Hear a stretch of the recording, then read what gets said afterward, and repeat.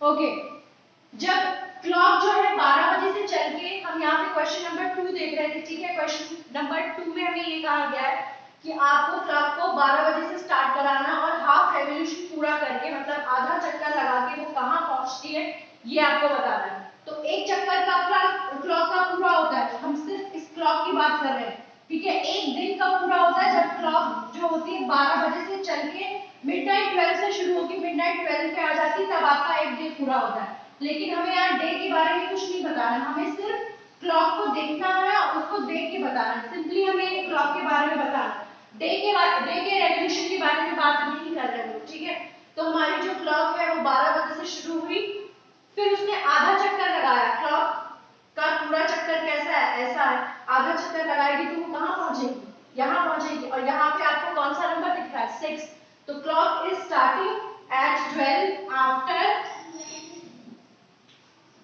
completing half revolution, half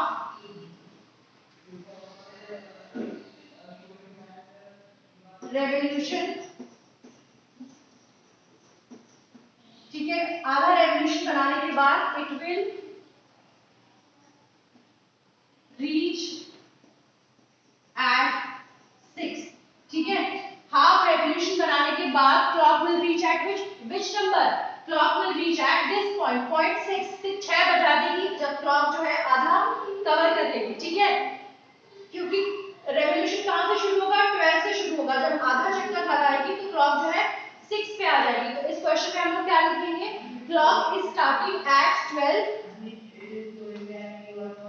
clock is starting at 12 after completing half revolution, it will reach at 6, यानी आधा चक्कर पूरा करने के बाद क्लॉक किस पॉइंट पे पहुंच जाएगी, पॉइंट 6 पे, ठीक है। तो this was your first part, let us see the second part.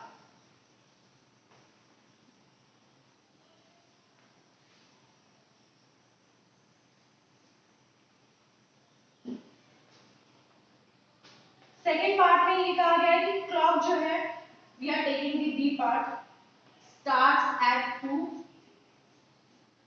starts at 2 and makes half of revolution and makes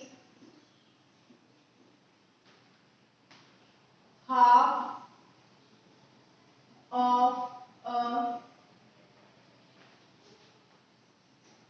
revolution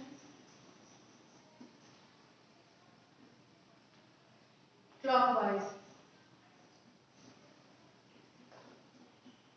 Okay, so this is your question and this is your clock.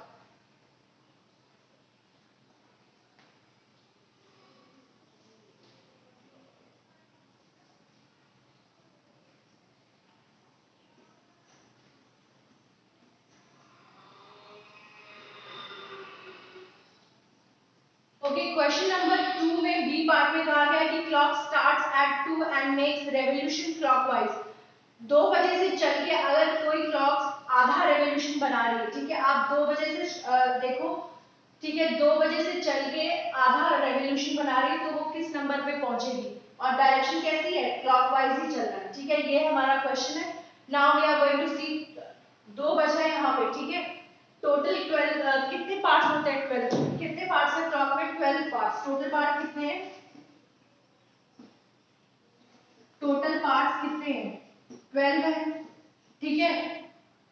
अगर कोई कहेगा कि आपको half revolution बनाना है, यानी आपको उस number से लेकर 6 पार्ट्स को आगे बढ़ना है।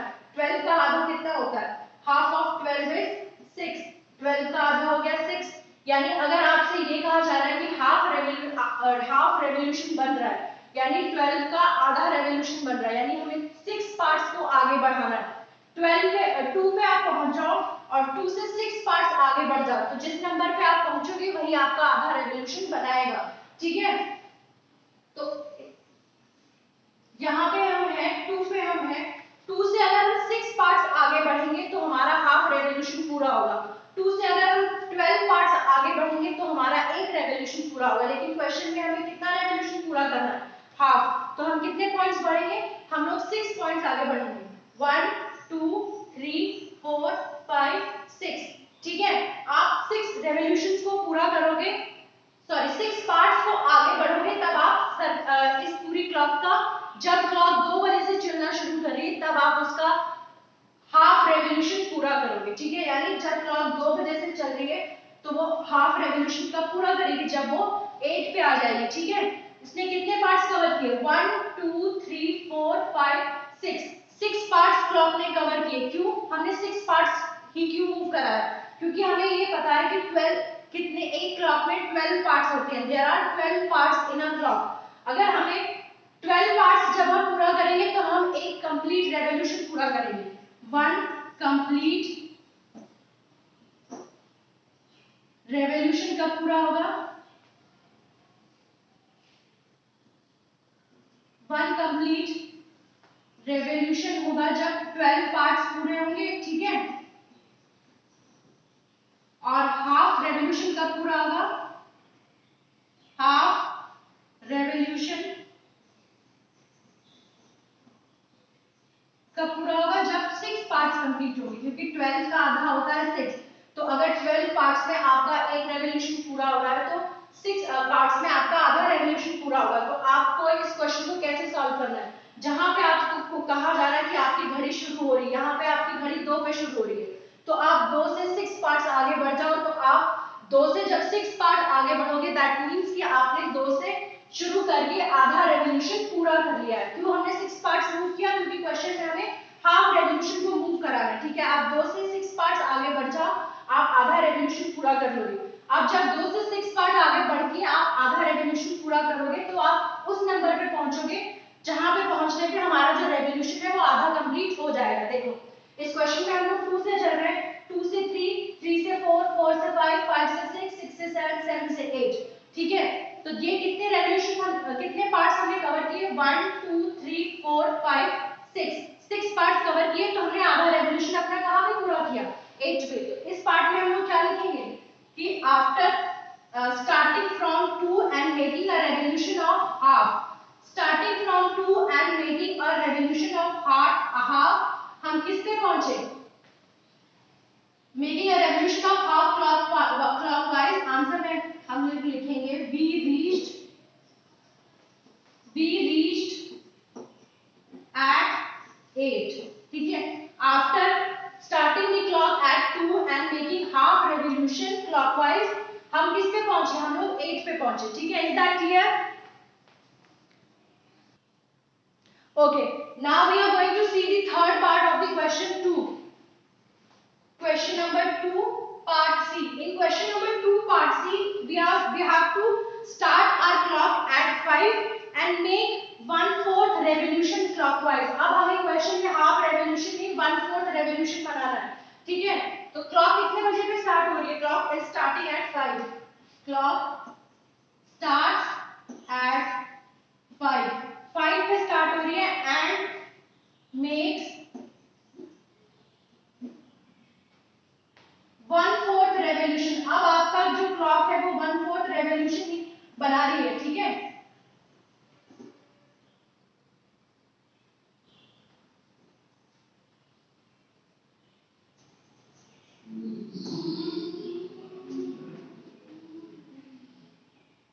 Now the clock is making 1/4 revolution in which direction? In clockwise direction. Okay. This is your question. Let us draw the clock first. ये हो गई हमारी clock.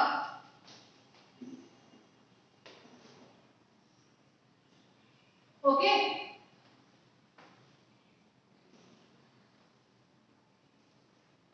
this is 12, this is 6, 3 and 9. This is 1 2 4 5 7 and 8, 10 और 11। तो ये आपकी clock है, ठीक है। अब क्लॉक में 1/4 रेवोल्यूशन बनाना है, तो टोटल पार्ट्स कितने होते हैं? आपको उसका 1/4 कर देना है। तो टोटल पार्ट्स हमारे पास कितने हैं? 12 हैं। तो 1/4 रेवोल्यूशन कैसे होगा? 1/4 रेवोल्यूशन करने के लिए आपको टोटल पार्ट्स को 4 से डिवाइड करना होगा, क्योंकि पहले हम लोग हाफ चल रहे थे तो हमने 2 से डिवाइड किया। अब हम 1/4 चल रहे हैं तो हम 1/4 चल रहे हैं, ठीक है। अब हम 1/4 चल रहे हैं तो हम किस